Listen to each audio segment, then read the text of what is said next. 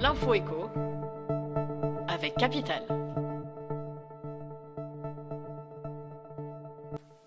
Et on commence par le coup de gueule poussé par Emmanuel Macron face à la campagne de vaccination contre le Covid-19 en France, qu'il juge trop lente. Dans son discours de vœux pour la nouvelle année, jeudi 31 décembre, le chef de l'État a déclaré vouloir éviter toute lenteur injustifiée, alors même que la France accusait déjà un retard important par rapport à certains de ses voisins, comme le Royaume-Uni. Selon le journal du dimanche, Emmanuel Macron n'a pas mâché ses mots en privé, indiquant notamment qu'il fallait que ça change vite et fort. Message visiblement reçu par le gouvernement. Olivier Véran a d'ores et déjà annoncé que les professionnels de santé de plus de 50 ans seraient très prochainement vaccinés, au lieu de fin janvier initialement. On continue avec l'info pratique du jour.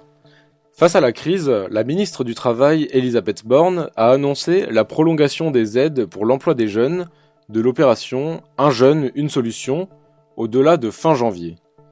Ces primes annuelles s'élèvent à 4 000 € pour l'embauche en CDD de plus de 3 mois ou en CDI d'un jeune de moins de 26 ans et à 5 000 ou 8 000 € pour un contrat d'apprentissage ou de professionnalisation.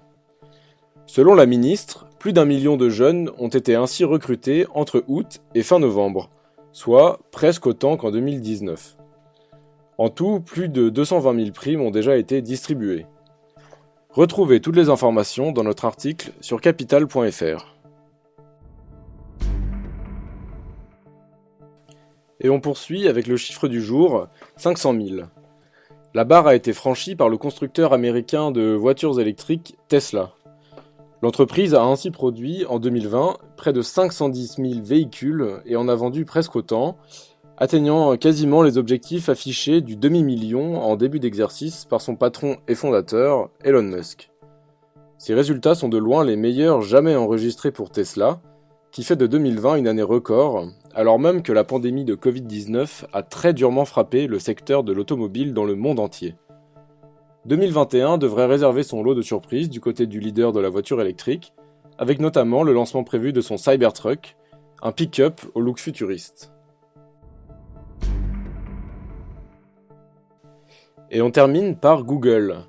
Sur Internet, la majorité des recherches, y compris celles concernant les sites illégaux de téléchargement et de streaming, passent par le moteur de recherche du géant américain du numérique. C'est pourquoi les ayants droit des contenus partagés illégalement demandent régulièrement à l'entreprise de la Silicon Valley de ne plus référencer ces sites pirates. En 2020, Google a ainsi procédé à 2 mises à jour dans ses algorithmes, permettant de considérablement réduire le trafic sur ces plateformes illégales.